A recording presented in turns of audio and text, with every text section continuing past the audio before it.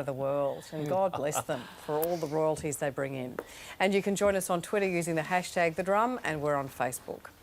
So take a look across the headlines. It looks pretty good, doesn't it? Consumer and business confidence are at record highs. Almost 1 million jobs have been added since the peak of the crisis, and the budget deficit this year has improved by more than $50 billion. But if we take a look under the hood to see what's powering it all, well, there's record high iron ore prices, of course, but mostly we're still high on the fumes of last year's stimulus measures. With Australians locked inside the country for at least another year, the government's predicting that household spending will rocket up by 5.5% next year. They're spending on aged care, childcare, not to mention billions in asset write-offs for small businesses, in an attempt to create thousands of jobs and get unemployment under 5%. But despite all that, wage growth will remain almost stagnant. So in what will be the first of many laboured metaphors over the course of the next hour, I do apologise ahead of time, we are like a duck, caught in the weeds. There's a lot of frantic paddling under the surface, but it may not get us very far. Craig, before we begin, you have lived in Canberra a long time. There's almost a collective shrug at the amount of money being spent in this budget. Would you please lean into the television camera and shout at the viewer that this is an awful lot of money?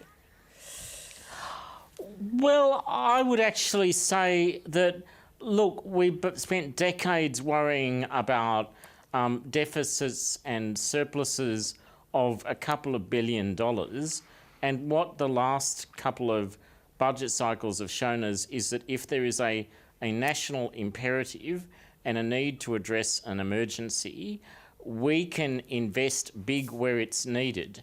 And we did this at the start of the Federation when we needed to build a lot of infrastructure, and we then made ground later on. The fact is, we've got some ageing social and other infrastructure in Australia right now on top of a pandemic emergency.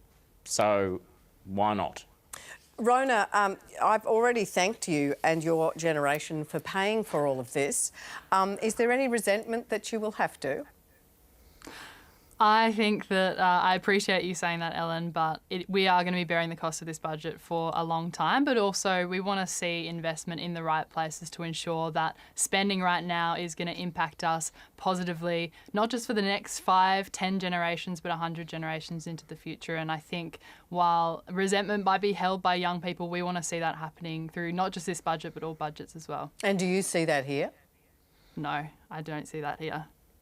I am seeing a budget that represents short-term thinking, that doesn't centre intergenerational impact and doesn't centre the kinds of systems thinking that is needed to create thrivability for future generations. You know, when you look at this budget, it's a slew of spending across really siloed areas of political vulnerability for the coalition, and it fails to really think about how spending in one area in a silo might impact interrelated systems, not just now, but into the future as well. You know, as a young person, myself and many young people around the country and First Nations community really care about climate and protecting country, and this budget just doesn't centre the interests of our future generations. When we look at, you know, Juukan Gorge last year, the destruction of Juukan Gorge had political outcry across Australia, yet this government is only committing $500,000 to supporting reforms to Heritage Protection Acts to ensure that that never happens again.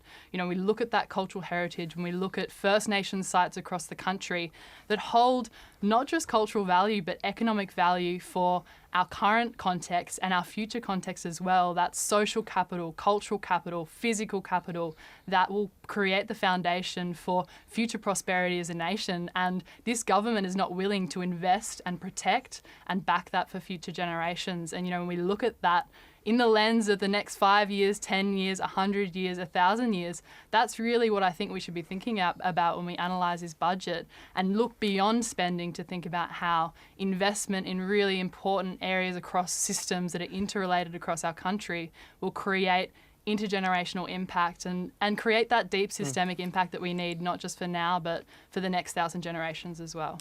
But Paul, the government's been pretty clear that the objective of this budget is jobs. to create jobs in this economy, that you can withstand debt, because if you grow the economy by growing the number of jobs in the economy, and there has been some success in that to date, then in a sense the debt and deficit takes care of itself. That depends on businesses like the folks you represent taking that surprise $20 billion extension in the business investment scheme, you know, the instant asset write-off, the loss carryback rules, so you can take your losses from COVID and write them off against past profits, that we really need business to fire up with all of that. Is that an exciting part of the budget for your constituency? Yeah, that's how we read it as well. I mean, you think back 12 months ago and what as a country we faced, you know, to have navigated the way we have navigated to this point has been quite remarkable. We see this as a bit of a bounce back budget, and it tries to hit a number of areas from the youth, which we know in previous recessions they've been adversely affected. And so there's money in there for apprentices, 170,000 new apprenticeships actually, and 5,000 higher education short courses, targeting STEM, particularly for females to get into non-traditional trades. There's job trainer funding. Interestingly, it addresses the shortfall in workers at the moment, enabling the visa holders to stay in country for another 12 months, provided they're working in particular areas as well. We're excited about the childcare support because that will help more females back into the workplace as well. And then we flip into where we think the economy is going, which is more in the digital environment. So support to the tune of about $1.2 billion for the digital economy strategy is good. And then if you look at that patent box initiative, which means that the IP that's created in Australia will be encouraging people to commercialise in Australia by way of tax incentives. So, there's a lot to I think like it's 17% tax you'll pay if you have a great idea and you commercialise it in Australia rather than flog it off overseas. Which is great, because that's what we want to see. So for future generations to be able to have that as industries that will be grown out of that, we're really encouraged by it. So, across the board, it's definitely focused on ensuring business. And honestly, 8 out of 10 jobs are employed in the private sector. So we need to keep those businesses going. We need to keep them focused on the future as well. This fight of COVID's not over yet. We know that. So for another 12 months to get that support, we think it's appropriate. Someone, Georgie, described the budget as, I think it was Amy Ramikis, an apology for last year. Now, I seem to recall when you criticised last year's budget as not doing very much for women who had been disproportionately affected by the COVID lockdowns in their jobs and increased work at home and less support through the budget. You did get a call, I think, from the Prime Minister's office suggesting you might back off on that criticism. What do you think about last night's effort?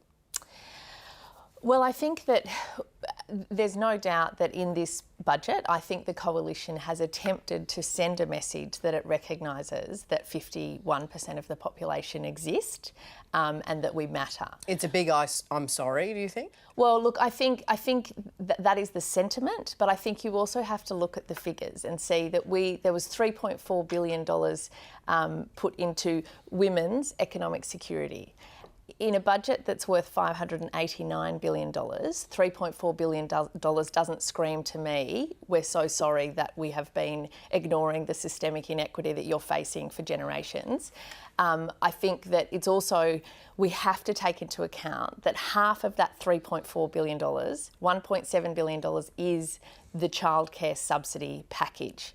Now, it's worth noting that the childcare subsidy package does not come into effect until the 1st of July 2022. So it's not even actually part of this budget. Even when it comes into effect, it's $1.7 billion to be spent over at least 3 years.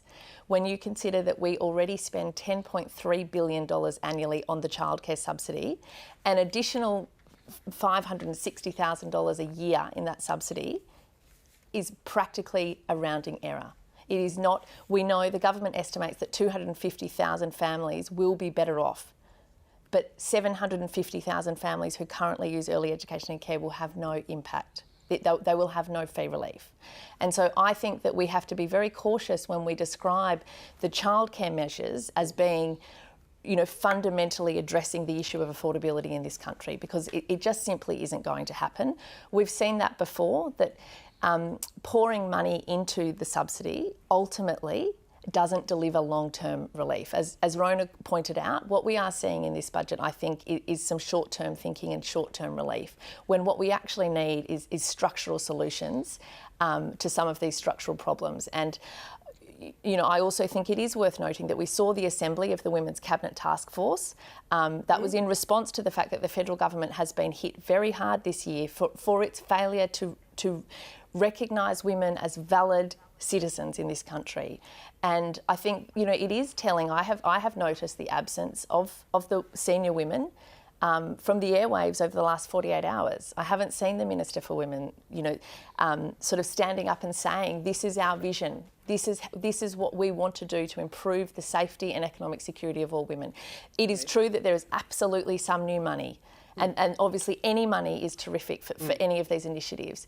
But I don't think it goes far enough in so far as it's not this government saying, we see you, we see these issues as valid and systemic, and we are willing to provide the solutions. I think part of the issue on the female cabinet ministers, Marise Payne is the foreign minister and she's in the United States, so it possibly precludes her doing morning radio today. Shane, can I draw you in on this budget in your quokka tie and your platypus socks?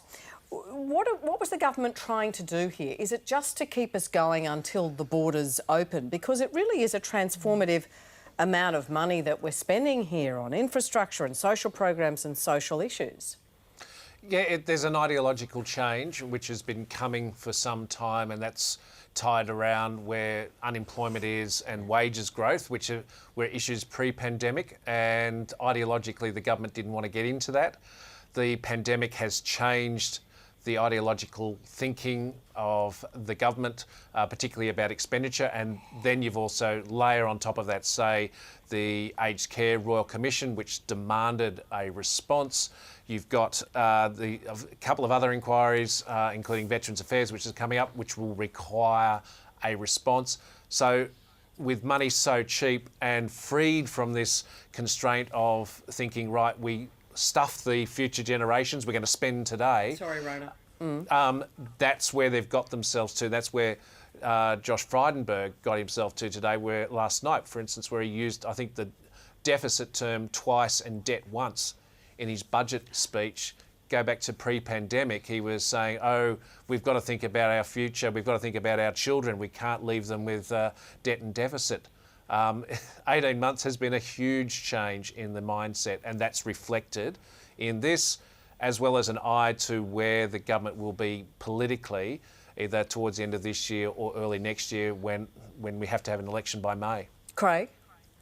So Ellen, can I just jump in? We are investing in the sorts of social programs that support you when your personal incomes or your housing or your long-term capital has actually been exhausted, or your personal capital, whether it's talking about mental health or aged care or domestic and family violence. What I'm not seeing is us investing in affordable housing, which would mean that you wouldn't have people winding up in nursing homes and other places, particularly if it was accessible as well, and income support, which is the cause of so much personal disintegration in this country. The fact that you're on $44 a day and those people cannot afford to keep themselves clothed, medicated, housed, and in a shape where they can step up into employment. And if we made the decision that, okay, we are going to be having budget deficits, let's invest in a couple of the big things that would mean less drawdowns on social programs later on, I think that history would thank us. But Rona, it's interesting, man, regardless of the fact that it's spent over several years, $1.7 billion is a lot of money in childcare. You know, $8+ billion in aged care may not be the $10 billion a year that the Aged Care Royal Commission spoke about, but it's a solid start and has been interpreted as kind of catch-up spending that this nation has needed for many, many years. Similarly, with the focus on domestic and family violence, legal aid support for women to get out of violent relationships. I mean, those are significant measures, are they not? They are significant, and it does represent spending in really important areas, but it's also barely touching the sides. You know, the rhetoric over the last day has been this is a big spending budget, but actually when you look at it and you look deeply at it, it's making up for the austerity of the last 8 years of a coalition government. But really, how much further could they go? I mean, you studied economics, you're an economist. We're looking down the barrel of $1 trillion worth of debt. All sides of politics agree that JobKeeper and JobKeeper Seeker were absolutely essential. So how much further could they possibly go in this budget? Well, I think it's important to remember that a country's budget isn't a household budget, and we need to spend and invest in our futures. And while it is considerable debt, if we want to make change across our nation and equip our young people and vulnerable communities with the skills, tools and pathways to a better future and a better economic future for our whole nation, we need to spend money. And I think, you know, we need to shift from this rhetoric, and we're seeing it from the coalition government yesterday and today, that actually in order to shift the future, we need to spend money, and we need to spend money in the right places. Paul, just before we move on, can I ask you about the JobMaker hiring credit scheme? And Shane, you might want to jump in on this one too. I think total flop. It was described by The Australian. I think the Australian Financial Review called it a dismal failure. I think I'd probably just call it a fizzer with an A on the end. $4 billion program, only 16 to 35-year-olds eligible because they are still experiencing higher rates of unemployment than older Australians. It was supposed to create 450,000 jobs in 2.5 years. It's only created about 1,000. And we're now facing labour shortages, right? So think about that. What exactly is going to shift in the minds of employers, of your members, to say, righto, we're going to get in and take advantage of these programs and skill up these individuals, pay them appropriately so that they're encouraged to work for us in order to get that level of unemployment for that cohort down below 5% that the Treasurer is aiming for? Yeah, it's a really curious issue where, as you say, levels of unemployment, yet at the same time, levels of underemployment as well. We're seeing really And the program that's meant to get you from A to B is not being taken up. I think Jerry Harvey said in March, never heard of it. Yeah. It probably didn't get the advertising that it should have got, but what we're seeing is a really good uptake in the apprentices side, and there's really strong involvement, and and there's a number of new apprentices entering the market every day. We've seen our apprentice numbers increase dramatically, and that's both in a male and female category as well. So that's good. I think what will take something like JobMaker is confidence from the business owner that the growth is sustainable. And that's what we liked about this budget, is the underpinning of confidence back in business to make sure that business can keep going. I don't think there's an easy answer to that, but what we're seeing with COVID is the biggest disruption to the workforce that we've seen in living memory. So things will be different. There will need to be some retraining for some occupations, and for some people in those occupations to get back in the workforce. What we need is the confidence of the business owner to be able to provide that opportunity for those individuals. And Ellen, I was going to say, I think we've forgotten that a lot of different programs have been put in place over the last 12 months. Some of them were going to fail because they've been put together so quickly. And JobMaker, this hiring credit is one of them. Like the numbers at the time when it was announced, supporting 450,000 jobs just seemed too large. And there's a bit of complexity about this, which may have put off employers. So I think you can be critical, but I think you've got to temper that with the fact that Treasury and the Boffins there have been trying a lot of different ideas. Some of them have stuck and some of them haven't. And that is, it's too hard to be too critical if you're in the middle of a pandemic trying to come up with different ways to support the jobs market. Yeah, and just to add to that, we were really excited about the apprenticeship scheme, and probably less excitement across our Victorian Chamber members of the JobMaker scheme. Yeah, the hiring credit. $200 a week wage subsidy for the unemployed. Now, you're all old enough to remember this lot, I'm sure. Morning, Mrs. Blair. Hello, Jackie. When governments don't waste your money, you have more to spend. Every bit helps. All we need to do is reduce government spending by just 3 cents in the dollar. Never forget, for 13 years, you paid for it with Labor's $10,000 million deficit. Remember Labor's budget blowout that almost bankrupted Victoria? The way this government is mortgaging the future to fund a spending spree is utterly reprehensible. And who will be left to pick up the bill from Labor's spending spree? The deficits are getting larger, the debt is getting larger. 6 record deficits totalling $240 billion. But the Liberals have led a recovery, and the budget is returning to surplus this year. The budget is back in the black and Australia is back on track. Labor, the bill Australia can't afford.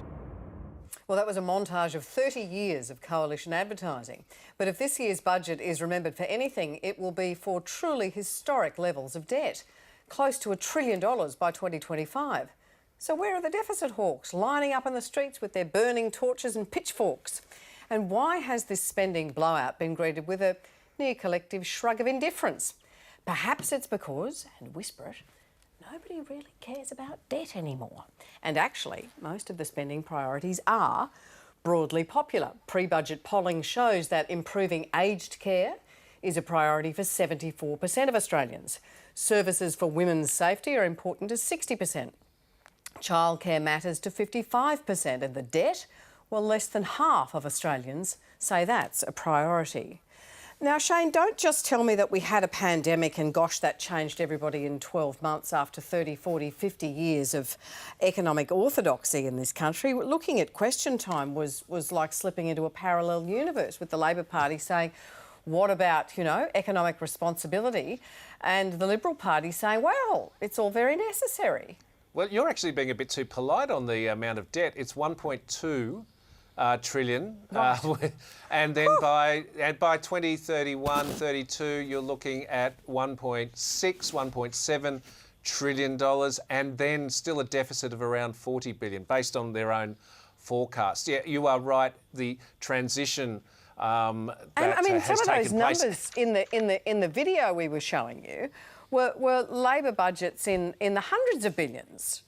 Yes. Not $1.7 trillion. There are still some posters around that were put up in Parliament here by Liberal and National Party MPs around 2010 saying, government debt on track for $600 billion. That's just...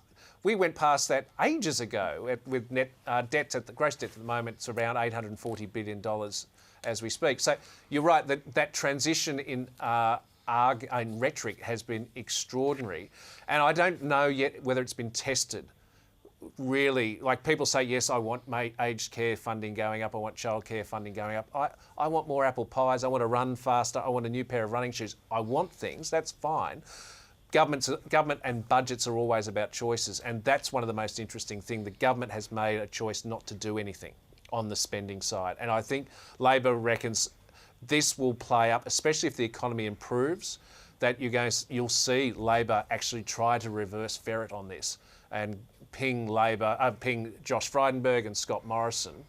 And you can see it even in Jim Chalmers' lines at the moment about talking about rorts and bad spending decisions. And so that'll still all play, but possibly not at the same intensity if it was a Labor Party going through this expenditure. Yeah, right, because traditionally there is a view that perhaps the coalition manages the budget. That's a kind of a political notion that the coalition manages the budget better than the Labor Party, whether it's true or not. Maybe they take advantage of that. Georgie, debt's cheap. People know debt's cheap in their own lives, don't they? I mean, housing prices, what do these numbers even mean? Has that helped? That's changing. That's actually changing. The budget, and buried deep in there, the cost of debt between the October budget and this one, estimated by the Treasury, has doubled. Okay, it's gone from 0.8 to 1.6%. But I was talking to an economist today saying it doesn't take much for that to double again, and the bill, the interest bill, really ramps up again. And that's what the advantage has been for Josh Frydenberg. So far. But let me talk to Georgie about the public mood, though. If you turn on the 7 o'clock news on Sunday night and you see these ridiculous numbers that people are paying on the basis that that debt is cheap, and you're seeing all the people who are locked out from housing on the basis that debt is cheap and therefore they're going to be outbid by an investor or somebody else on the weekend. Has that helped the transformation of our view of debt and deficit? I think my view is that there's a different sense that people have for sort of public debt versus personal debt. I think there is I think most people recognise that there is a fundamental difference between the national budget and a household budget. Do they though? I think they do. Because haven't governments won elections on the basis that that is not well understood? You know, people say we can't keep putting everything on the MasterCard as if the national debt or the national deficit is a MasterCard at 18%. No, but look, maybe people are more comfortable making that comparison. Personally, I don't look at them as like for like, believe it or not. Happy to say that the personal debt I have is far less than $1.2 trillion. But also, I actually think what we have $1.2 trillion, you probably wouldn't need to worry, your bankers would. Well, yeah, good luck to them. I don't think anyone would give me that sort of money. But I actually think the issue here and what we really need to be scrutinising is what we are getting for every dollar that is spent. We know that we have had a pandemic, and while it isn't, I don't think it's fair to say as simply as, well, this pandemic means debt and deficit no longer matter. I think those things do matter because there is going to be a point in time where that has to be repaid, and there is a real risk that as interest rates, if they increase significantly, that repayment is going to be terrifying to contemplate, which makes it even more important to look at what are we getting for the money that we're spending? Because I think that, for example, we know that when you spend every dollar you spend on early education in the year before school, we get a $2 return on that. Now, we know that because when you invest in early education, you facilitate parents being able to participate in work, you create lifelong health, social, economic benefits for the children who attend, you create additional employment for the workforce that delivers early education and care. And I would say that when we are looking down the track of generational change, we are not going to regret investing money in making early education more affordable, more accessible and high quality for every family. You cannot say that, and we know this. We know that tax breaks, for example, which we have seen a lot of, we know that they do not generate growth. They do not generate employment opportunities. So we cannot say every dollar spent is like for like. You've got to look at what are we getting for this investment. You may know that, but Rona, tax cuts have been popular. Back to the black has been a popular message. We have had an obsession with surpluses in this country for years, decades. Absolutely, and you've shared the footage of the last few decades of campaigns, and they really showcase that obsession.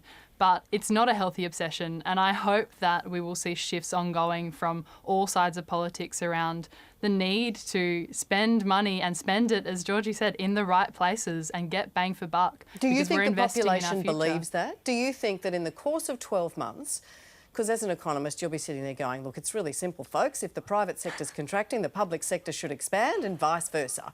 And so you shouldn't worry about debt if you've got a downturn.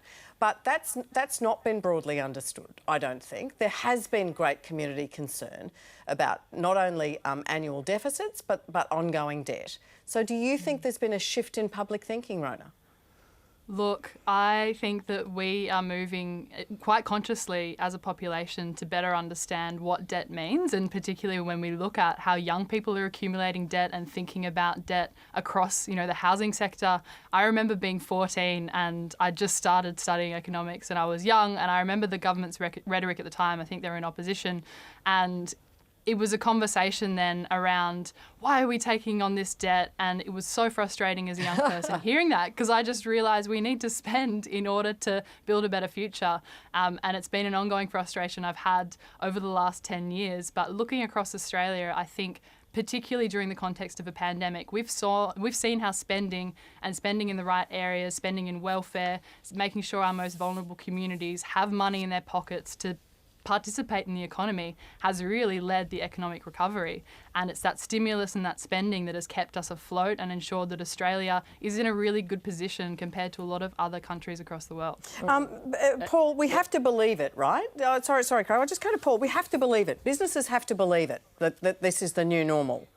That's what this whole budget philosophy depends on. This is the whole strategy of this budget. But it runs so against the Conservative grain. If your members, if the consumers out there and businesses out there believe that austerity is just an election away, then we remain anxious savers. So what do you think? Do we believe them? I think we do, and I think a couple of things have changed over the past 12 months. There's no doubt our social conscience as a community has changed. So investment into the areas that the budget addresses, particularly in the mental health and a couple of other areas, that's grown. But we also know that taking on debt, you need to be able to pay back. So supporting business, to stay healthy means that business can pay tax and individuals can pay tax because they'll be employed. But I think there's probably four things in it. The first is it's a pandemic that none of us have seen before. Second thing, we had the Reserve Bank governor come out and encourage the government to spend at about this time last year, spend to keep the economy going. Already been touched on with Shane, but interest rates are as low as we can probably remember them, and whilst there may be growth in them, they're still at an achievable level. And I think the fourth thing is, if all else fails, the government is different to us as normal citizens in that they can just print a bit more money if that's what's required.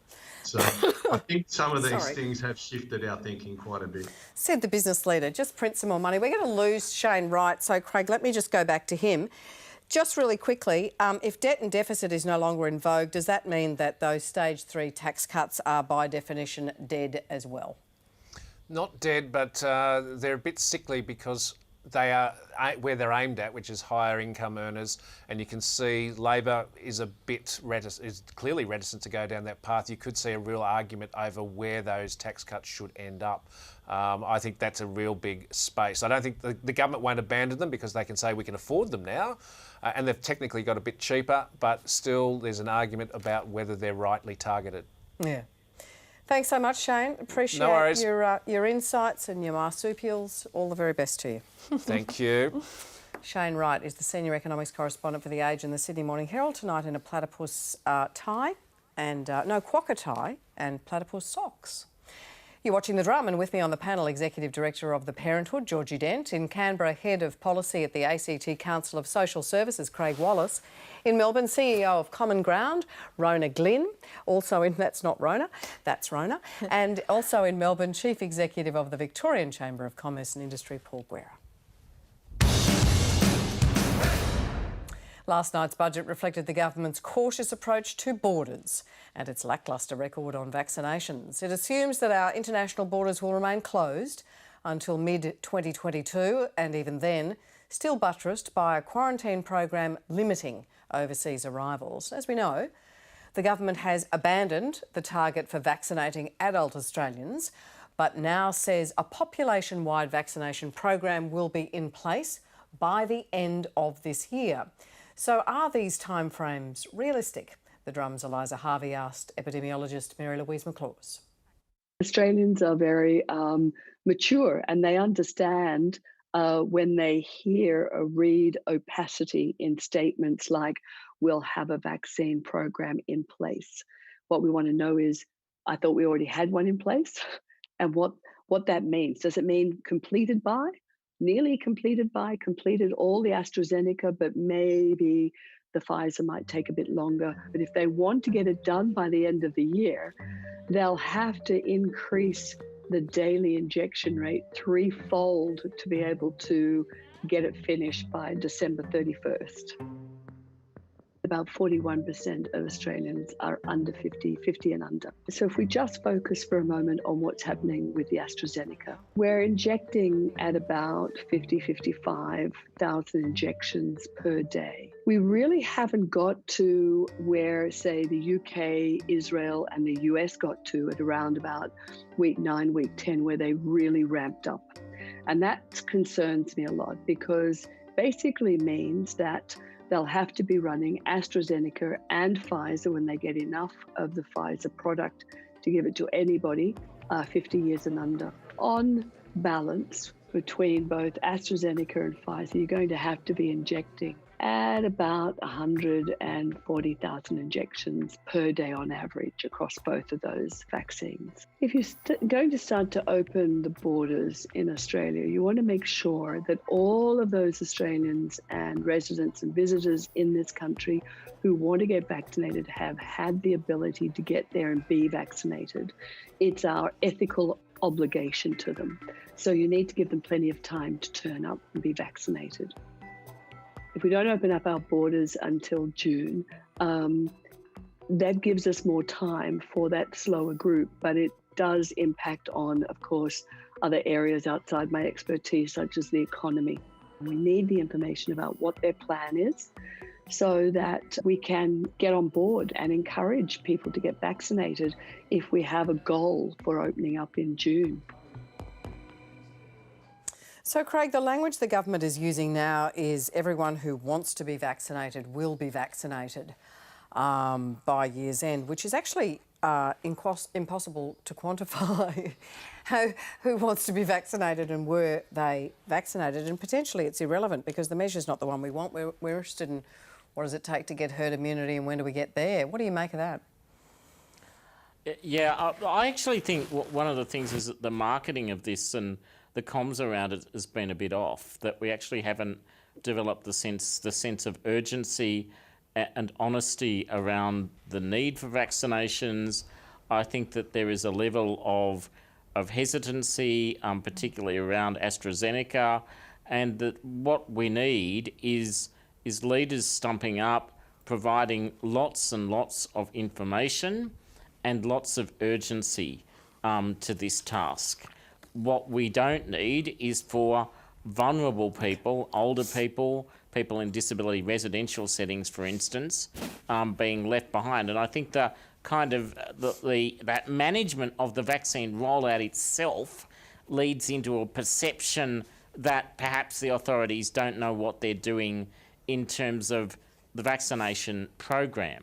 And it would be unfortunate if that was allowed to become imprinted in the public mind. Yeah. Paul, just a quick one on this, if I can. I noted that a former senior advisor to Federal Health Ministers, a bloke called Troy Billsborough, said there's a couple of things that he doesn't understand when advising clients. What's the rate of herd immunity that the budget is banking on? Like, what do we need to get to for those borders to open? And until vaccination rates are consistently at 1 million a week, and they're nowhere near that, it could be 2023, closer to 2023 than 2021. Now, given this budget is all about getting us to open borders, how nervous does that make you? Just briefly. Oh, really nervous. I mean, it's the one thing that needs to go right. It hasn't gone right so far. We want to see targets brought back because, as we know in business, it's what gets measured is what gets done. So if we know what the targets are, we can then adjust what is being done to make sure we hit those targets. We actually can't wait till July next year to open up the borders again.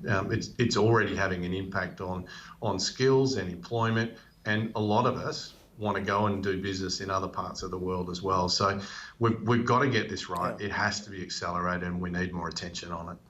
Of course, with big spending comes the need to find savings elsewhere, and the biggest saving measures have come from delaying benefits for newly arrived migrants. There's already a wait of 4 years before they can apply for job seeker or youth allowance, but from next year, other payments will be excluded, such as family tax benefits that help with the cost of raising kids, parental leave, partner pay and the carer payment. A spokesperson for the Social Services Minister says it creates a clear system encouraging self-sufficiency, as well as improving the sustainability of the welfare system. But migrant services say it sends a very different message. I see this as another method of reinforcing racial discrimination and also setting people up to fail. What I mean by that is that people come to Australia with skills, with qualification, with competence to help us build Australia, to contribute to the economy. But what this policy and this budget is saying to them is that we need your skills, we need your qualification, we need whatever you're bringing with you, but we don't actually need you. The overwhelming majority of migrants come to Australia. Research shows that most are employed very soon after arrival. They contribute a huge amount to the economy, and we're talking about a very small number of migrants who find themselves falling on hard times and really need that assistance. You're not considered the same, you're not seen as being equal, and the resources that you're eligible for by virtue of calling Australia home is minimal, and you always be second class. That's what this announcement means. For me as a migrant, that's what I hear. The danger to this announcement is that it would inadvertently increase the challenges within these communities, increase their level of vulnerability, and also increase the burden and dependency on social services to actually have to pick up the lack of support that the government is giving. The government will save a little bit of money through this measure, but it really pales in comparison to the amount that migrants are bringing into this country. We really have to take that into consideration when we're thinking about restricting these payments. They're bringing in far more than they're taking. And if we want them to feel like they're welcome here and that they're supported and that they are a part of our community, then we should have their back when they fall on hard times. Well, despite the amount of money splashing around, there is one area of expenditure the government is clearly nervous about: the National Disability Insurance Scheme, the NDIS. The Prime Minister has echoed his government's dire warning about cost blowouts and the need for what he calls new integrity measures, such as the contentious independent assessments that essentially double-check whether people with disabilities are eligible or are getting too much out of the scheme. But is there really a cost blowout? In 2017, the Productivity Commission estimated the scheme would cost $30 billion by 2024. But take a look at this. Last year's budget, just 7 months ago, clung to the pretence that the cost would be contained to $25 billion. Now, here we are last night, just 7 months later, and the cost of the scheme for that same year, 2023-24, has increased to, hold on to your hat, $5 billion up to $30 billion. So, Craig, all this talk of a cost blowout in the NDIS, the Productivity Commission said it would cost $30 billion, and that's what it costs. Yeah, NDIS cost blowouts have been a sort of device of political communications convenience since this scheme began. We had them predicted in 2013 and 14, and then we suddenly found that there was an underspend because they weren't meeting the targets of plans, and that funded a putative budget surplus that didn't arrive. And now, because government wants to introduce changes to move the scheme from an entitlement scheme to a welfare scheme, which I think is ideological as much as anything, we are back to talking about blowouts again. One aspect of this that I find particularly galling and odious is the comparisons to Medicare. Yeah, the suggestion is that this spend now, and it goes out to $33 billion in 24-25, the total cost of the scheme, which is a 10% cost blowout on that Productivity Commission figure, but that is greater spending than Medicare. So let me policy wonk that for you, Ellen. Okay. So with the NDIS, we are talking about a disability support program with decades of pent-up demand that is being progressively assumed by the Commonwealth. In other words, the proportion of money that the Commonwealth is having to pay into the scheme is growing, and we're trying to compare that to a healthcare entitlement scheme during a pandemic where for 12 months almost nobody's actually wanted to go to the GP. Like, it is an absurd and problematic comparison, and I think points to the sort of political gamesmanship that is being done around these numbers and the attempt to change the scheme. Okay, but in the meanwhile, there's a lot of anxiety in the disability community about these measures to rein in the cost. Can I just ask you, and just repeat for the audience out there, how do you, over the course of 7 months, go from a scheme that in 23-24 was going to cost $25 billion to a scheme that they now say is going to cost $30 billion? I mean, an extra 20,000 people came into the scheme, but that's not $5 billion. How does it pop up by $5 billion?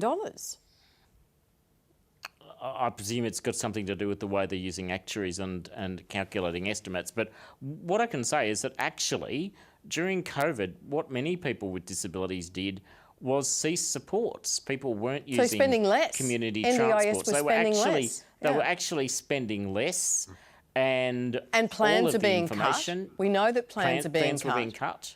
So plans were being cut because people spent less in the last financial year. Going into the next one, you wind up with plans being cut. So this is a real mystery, and the concern is that we will be left with a scheme that doesn't tack true to the vision of the original scheme, which was about increasing social and economic participation for people with disabilities as an entitlement. Okay. Rona, do you want to have a go at policy wonky? And here you've got a scheme that we've known for many years now was going to cost $30 billion because the Productivity Commission told us that it was going to cost that. We saw reporting certainly of the Prime Minister saying last week before the budget, gee, it was only supposed to cost $22 billion.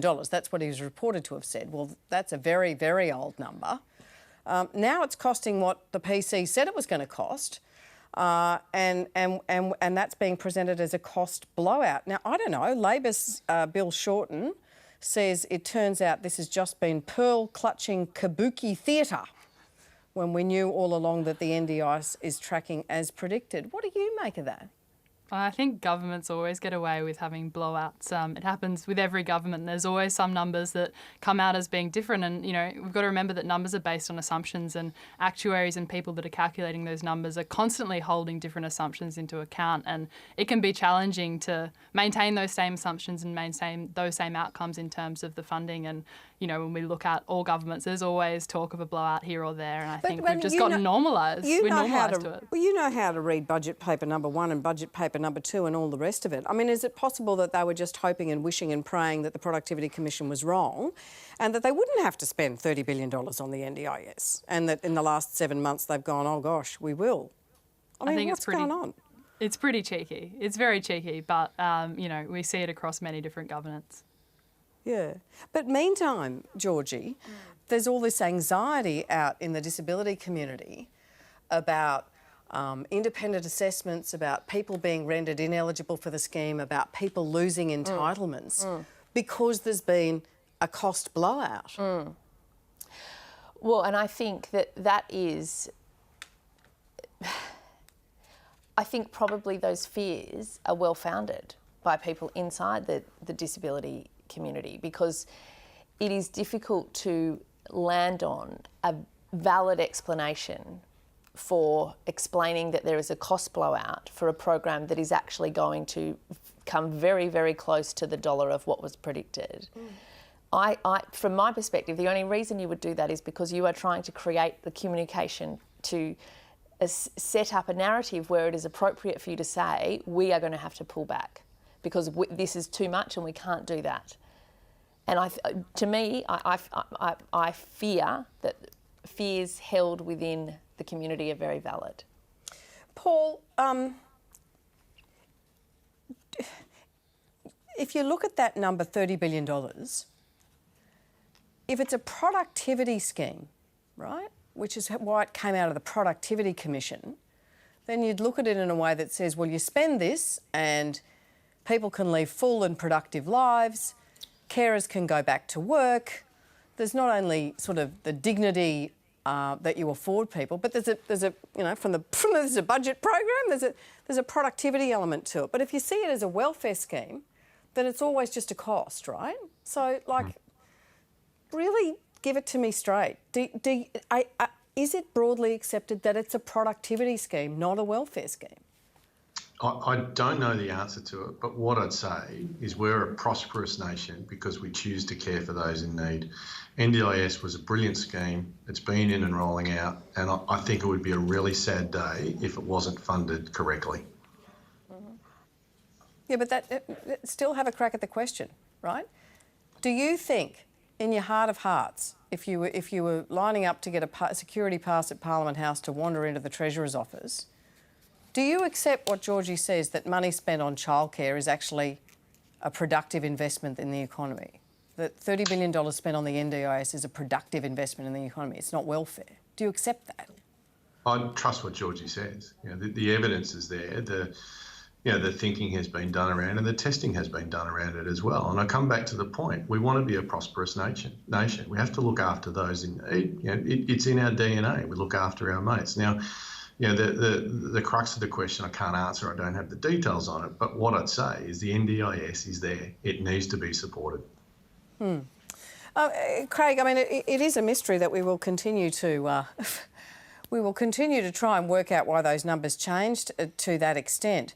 But interestingly, when the scheme comes to its final size, it's about 530,000 people who'll be supported by the scheme, and that's in 24-25. And that's the exact year that those big tax cuts for higher income earners are due to come in, which potentially will put $9,000 a year into those pockets every year. It was designed to deal with bracket creep. It's not just, people smoking fancy cigars in top hats and so forth. But are we going to need to make some choices about what we're prepared to fund come those years? Yeah, well, exactly. I mean, if you sort of think about the tax cuts, and if you think about sort of transfer schemes, be it the NDIS, which actually is more of an entitlement scheme, but I think the comparison is more with our actual welfare safety net, is that the people who are on very low incomes are far more likely to spend that money, to return it to the retail economy, to return it through taxation, rather than saving it or putting it into shares or into personal investments or back into super. And I think those are the kind of choices that we've got as a country, is what is the most prudential way of using our revenue and also our spends. And the most prudential way would be fully funded NDIS, but also adequate levels of income support so that people can lift themselves up into participation and actually spend the money. I don't see evidence that high income earners are going to spend the money. It's interesting because the word prudential talks about risk, right? Do you think our risk framework has changed? Perhaps there was a notion in the past that I won't ever need welfare because, get a go, have a go, that kind of thing. Has that shifted as a result of the pandemic? Because you only need a virus and life can change, right? Well, I think absolutely you cannot discount that for a whole lot of Australians, last year presented the first economic recession that they had ever encountered. So the idea of sort of losing a job overnight was not something that lots of people had had cause to consider, and then it happened. And then suddenly there was a dire need for an urgent life raft, and JobKeeper and the increased payment for JobSeeker both came at the right time. So I think certainly there will have been a recognition among some people who might have assumed they would never be out of a job that actually this can happen. I do think that there is a bit of a legacy issue where we do think that giving higher income people tax breaks is actually good for the economy, whereas what Craig says is exactly right, that we know that for households and individuals who are on lower incomes, money they receive, they spend. They can't afford to put the money under the bed. They need to use it for their housing and for their clothes and for their medicine, or just to live. They need that money, and so it goes back into the economy. And that's again where I think what we need to be talking about with the NDIS is not just the total cost, but what has that $30 billion also contributed, because clearly the NDIS has created security of funding for a whole lot of services that otherwise individuals or households may not have been able to afford. So there's clearly employment growth that comes as a result of that. And we don't have time to debate it tonight, but it's really interesting, Craig and the rest of the panel, that one of the key things that people were Googling last night was what's happening with the age pension, right? There was a lot of talk about money for aged care, but a lot of older people must have been Googling what's happening with the age pension, so maybe we'll come to that tomorrow and Friday. Well, the question on the lips of many is whether this budget brings us any closer to the government calling an election. The budget assumes the bulk of Australians can be vaccinated by the end of the year, and according to The Guardian's political editor, Catherine Murphy, Scott Morrison is hoping last night's offering will lock in his political future. This budget tells me that the government is absolutely leaving open the option of going to the polls late in 2021. I'm not sure I'd go as far as this being an election budget, but this is absolutely a keeping your options open budget. I've run us out of time. Everyone gets 30 seconds. What do you reckon, Rona? A glittery election budget, yes or no? I think so. I feel like they're trying to buy votes. Paul, what do you think? Do you think it'll make Australians relaxed and comfortable, as a former Prime Minister used to say? Yeah, look, Alan, you'd say on reflection, COVID's been good to sitting governments with Queensland, Western Australia and Tassie. I'd hope the focus from the federal government continues to be on the COVID fight, address the vaccine rollout, get better quarantine facilities. The cynics, of course, would say that there's $10 billion in uncommitted spending, and that might be used in the first half of next year or late this year. Yes, when more of those plans come in to build quarantine facilities. Craig, what do you think? Will this budget disappear in a puff of smoke in a couple of days and it'll all come down to vaccinations and borders? What do you reckon? I don't care if it's an election budget or not. I actually think we need to stop this cycle of, first year after the election, you have the awful budget, right. Then you have the soft one, then you have the one that kind of, tenderises everyone for the actual entry into the polling booth. We should just do what is in the national interest and what maximises the health, welfare and well-being and picks up on those who are left behind, period. And do you think that Morrison's instinct is to leave ideology behind, as his Treasurer says he is for the time being? Craig? I suspect that, that Morrison is certainly presenting as not an ideological Prime Minister. I said that when he came into social services and put aside some of the baggage that the Abbott government had done with the defunding of organisations. So you'd have to hope that. And if he is, then the nation will be the better for it. Yeah. We've got about 10 seconds. What do you reckon if I held your feet to the fire? An election this year or next? Oh, I think early next. Righto. But I think it is absolutely a budget for keeping options open. I think they have sought to neutralise some of the political issues that they've had. Yeah. I don't think that it has necessarily cleared all of those hurdles. And watch out for that $10 billion that Paul says is floating around. Thanks so much to the panel for a wonderful discussion tonight. Have a great evening. And Kath Robinson's in tomorrow night. Good night.